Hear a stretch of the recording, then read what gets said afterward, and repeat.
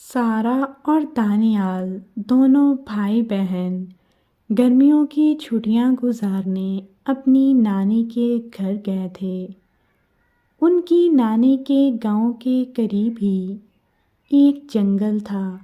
جیسے ہی رات ہوئی تو انہوں نے محسوس کیا کہ جنگل سے کچھ آوازیں آ رہی ہیں۔ وہ دونوں بہن بھائی جنگل کی طرف چل پڑے۔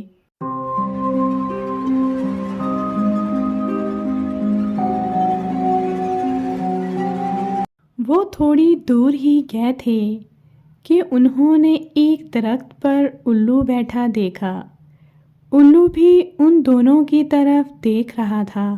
تھوڑا آگے گئے تو انہوں نے دیکھا کہ ریچھ اور لومڑی باتیں کر رہے تھے۔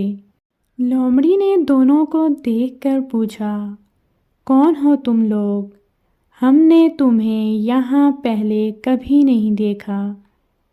سارا نے کہا، ہم اپنی نانی کے پاس گرمیوں کی چھٹیاں گزارنے آئے ہیں۔ لومڑی نے کہا، اچھا، وہ بوڑھی خاتون تمہاری نانی ہے؟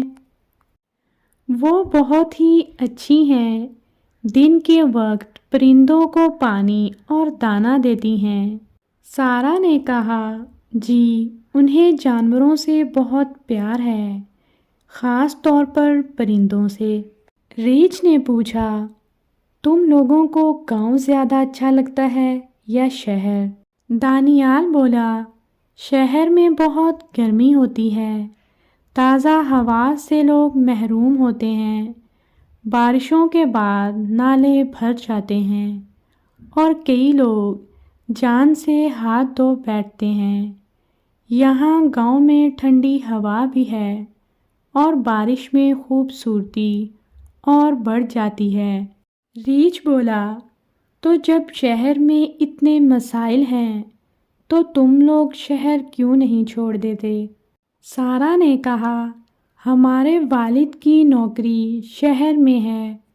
ریچھ نے کہا، اچھا، تو تم لوگ چھٹیوں میں تازہ ہوا کے مزے لینے آتے ہو۔ دیر تک جانوروں کے ساتھ باتیں کر کے دونوں نے جانوروں کو الوداع کہا۔ لومڑی نے کہا، تم دوبارہ ملنے آؤ گے نا؟ سارا نے کہا، جی ہاں، ہم انشاءاللہ ضرور آئیں گے، اور وہ دونوں گھر کی طرف روانہ ہو گئے۔